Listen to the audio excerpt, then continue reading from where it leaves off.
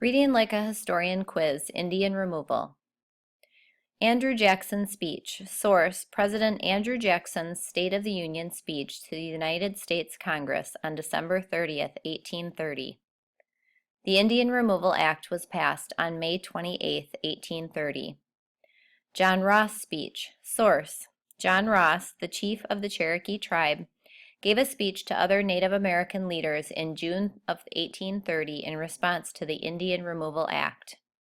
Sourcing: when were these speeches written? What do you predict they will say? Pause the video and fill in the box with what your thoughts are on what you think they will say and when they were written.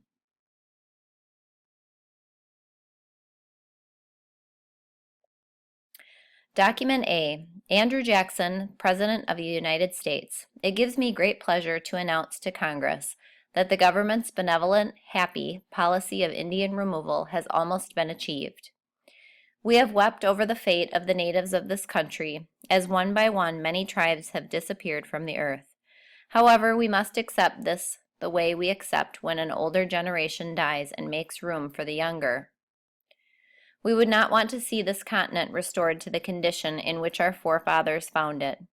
What good man would prefer a country covered with forests and occupied by a few thousand savages over our great republic, studded with cities, towns, and prosperous farms, decorated with art and industry, occupied by more than 12 million happy people, and filled with all the blessings of liberty, civilization, and religion?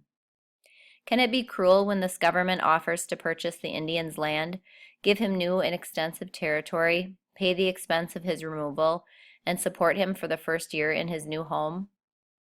How many thousands of our own people would gladly embrace the opportunity of moving west under such conditions?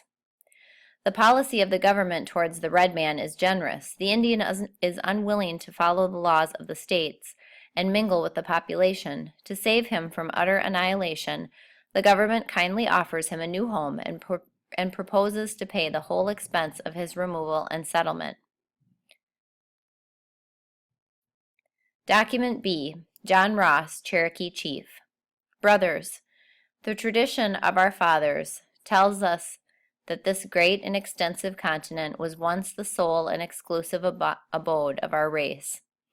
Ever since the whites came, we have been made to drink of the bitter cup of humiliation, treated like dogs, our country and the graves of our fathers torn from us. Through a period of upwards of 200 years, rolled back, nation upon nation, until we find ourselves fugitives, vagrants, and strangers in our own country. Context: why are both Jackson and Ross making these speeches? Based on both of these speeches, what seems to have been happening in Jackson's administration with regard to Native Americans? How can you tell? Find a quote to support your answer. Close reading. Which speech seems angrier? Find a quote to support your claim.